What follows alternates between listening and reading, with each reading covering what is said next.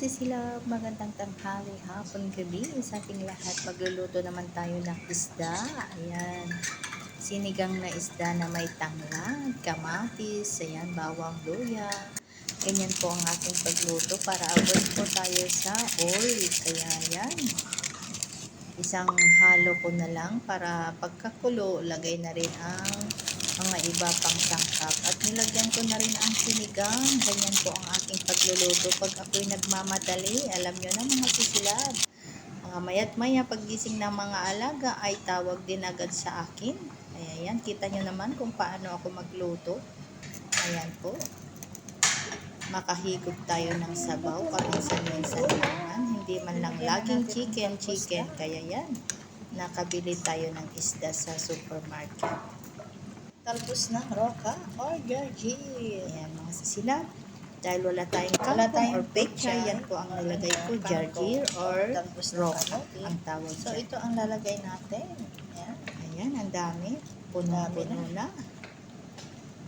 Napakasarap ay maasim, sinigang. Ayan, masisilap, luto na.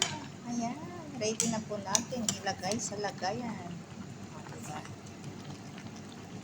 Ayan, masisilap, paluto na ang ating sinigang na tilapia. Po today.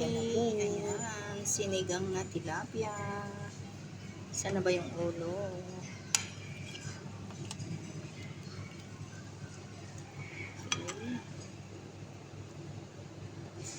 Sarap kasi meron po siyang tanglad. Oh, ayan. Kita nyo yung tanglad.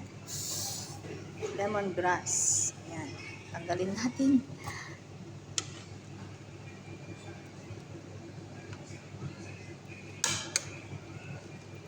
Ayan. Dahon ng Georgie. May luya. Ayan, kompleto. O, diba?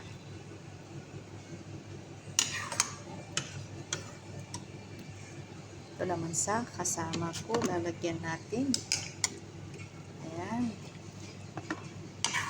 Diba? Makatikim din siya ng isda.